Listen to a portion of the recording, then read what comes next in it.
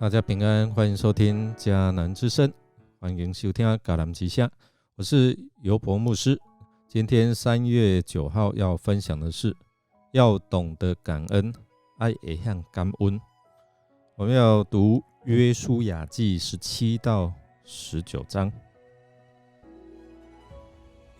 我们先来读今天的金句。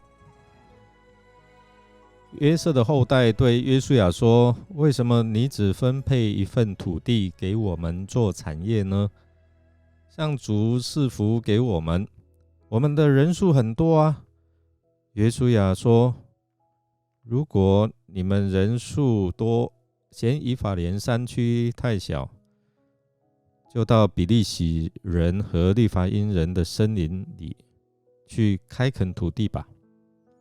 约书亚记17章14到15节。在法国有一个偏僻的小镇，据传有一个特别灵验的水泉，常常会出现神迹，可以医治各种疾病。有一天，一个拄着拐杖、少了一条腿的退伍军人，他一跛一跛地走过镇上的马路，旁边的镇民看到，带着同情的口气说：“哎呀，可怜的家伙，难道他要向上帝祈求，再伸出一条腿吗？”这句话被退伍的军人听到了，于是他就转过身来对他们说：“我不是要向上帝祈求有一条新的腿，而是要祈求他帮助我，叫我没有一条腿之后，少了一条腿之后，也知道如何过生活、过日子。”我们来想一下，学习为所失去的感恩，也接纳失去的事实，真的不容易。不管人生的得与失，总是要让自己的生命充满了亮丽与光彩，不再为过去掉泪，努力的活出自己的生命。弟兄姐妹，我们看约书亚在分配土地的过程当中，约瑟的子孙虽然已经得到迦南最肥沃的土地，但是呢，他们并不满意，于是就向约书亚提出抗议。原因是我们的族人很多啊，但仅仅这样的一个捻揪一段这个土地是满足不了的。而约书亚就叫他们把已经分配给他们的，但是仍然在迦南人所占领的土地下把它攻下来啊。但是他们就强调，敌人有战车，有精良的装备啊，他们根本不是对手。在抱怨的当中，约书亚就鼓励他们：我们要凭着信心来攻打你们所分的土地啊。那这个支派虽然享受上帝特别的恩宠，但是我们却看到他们视而不见，不会反省自己信心的缺乏，但是呢，只一味强调客观的理由，我们人多啊，当然土地要多一点。以借老林劝信心百倍、老当益壮的迦勒跟迦勒比起来形同很强烈的对比。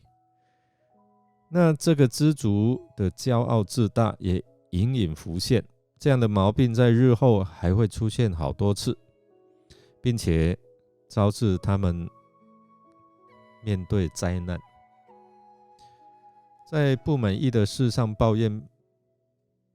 对基督徒来讲并不是应有的态度。如果我们查看在摩押平原进行第2次的人口调查，在民数记26章1到51节当中记载，那约瑟支派的人数并不是比其他支族来得很多，但是他们却以为他们的知足大，人多来自居。那对于出于上帝主权的研究方式他们表达不满呢，那这是对上帝的不信任。约书亚并没有因为同族人就特别优待他们，屈服他们的自私要求。虽然把山地归给他们，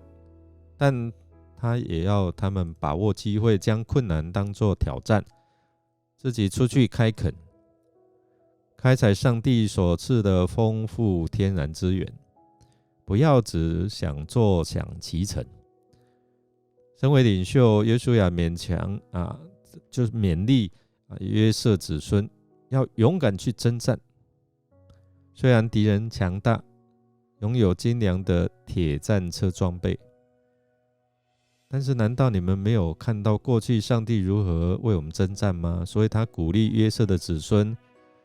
迦南人纵然拥有这些精良的装备、铁战车，看起来势力好像强大，你们也能够把他们赶出去啊！如果你们有信心，靠着上帝与你们同在，就好像迦勒85岁了，他说我可以，上帝如果与我同在，我就可以把他们赶出去。所以约书亚鼓励约瑟的子孙说，如果你们自认强大，就应该自己向外扩张，而不是仅仅想直接透过政治分得好处。约瑟子孙的抱怨不懂感恩，给我们有一些反省。圣经告诉我们说，要常常喜乐，不住祷告，要凡事谢恩呢。所以上帝已经赐给我们许许多多的福气，上帝希望我们透过这些的福气来成就他的心意。愿我们能够对于我们自己现在所拥有的，能够有感恩的心，也能够做一个知足感恩的子民。我们来默想看到不为所拥有的祝福感恩，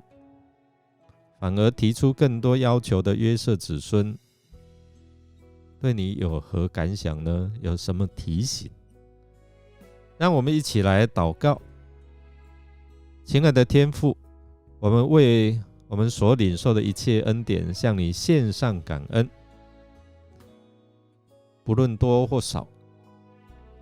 祈求圣灵帮助我们，不管领受多少，我们都不会抱怨，因为你所赏赐的都是美好，